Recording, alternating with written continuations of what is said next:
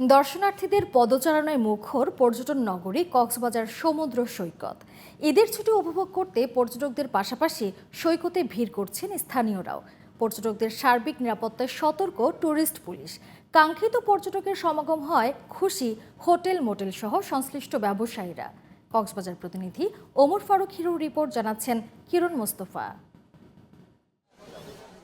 ঈদের তৃতীয় দিনেও লোকে লোকারণ্য কক্সবাজারের সমুদ্র সৈকতের সবগুলো পয়েন্ট। তিল ধারণের ঠাঁই নেই বিস্তৃত সৈকতের কোথাও।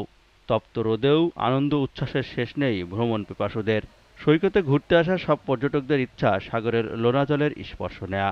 যান্ত্রিক নগরীর ব্যস্ত জীবনের অবসাদ কাটাতে ভিড় করছেন তারা। প্রকৃতির অপার সৌন্দর্যের লীলাভূমি কক্সবাজার ঘুরতে এসে খুশি পর্যটকরা। অনুভূতিটা খুবই ভালো, ফ্যামিলির সাথে যেহেতু আসছি।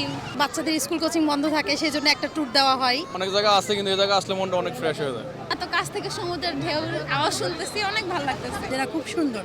আমি চেষ্টা করব যে ছুটি পেলে আবার এখানে আসার জন্য। সমুদ্রে স্নান করতে নামা পর্যটকরা যেন নির্বিঘ্নে আনন্দ উচ্ছ্বাস করতে পারে সেজন্য নিয়োজিত রয়েছে লাইফগার্ড সদস্যরা।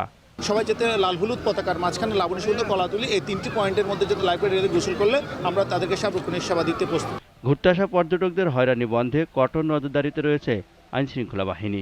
আমরা আমাদের সর্বোচ্চ পরিমাণ চেষ্টা করতেছি যাতে তারা কোনো ধরনের ঝামেলা না হয়, সুন্দরভাবে তারা আনন্দ উপভোগ করে আবার বাড়ি ফিরে যেতে পারে। পর্যটকদের ঢল নামায় খুশি সাগরপাড়ের ক্ষুদ্র ব্যবসায়ীরা সহ হোটেল রেস্তোরাঁ মালিকরা। আমাদের রমজান মাসে যে ক্ষতিটুকু হয়েছিল সেটা আমরা আশা করি আগামী কয়েকদিনের ব্যবসার মধ্যে আমরা পুষিয়ে উঠতে পারবো। সমুদ্র সৈকতের পাশাপাশি দর্শনার্থীদের আনাগোনায় মুখরিত কক্সবাজারের মেরিন ড্রাইভ, সাফারি পার্ক ও বৌদ্ধবিহার সহ পর্যটন নগরীর বিনোদন কেন্দ্রগুলো। কিরণ মোস্তফা, জিটিভি নিউজ।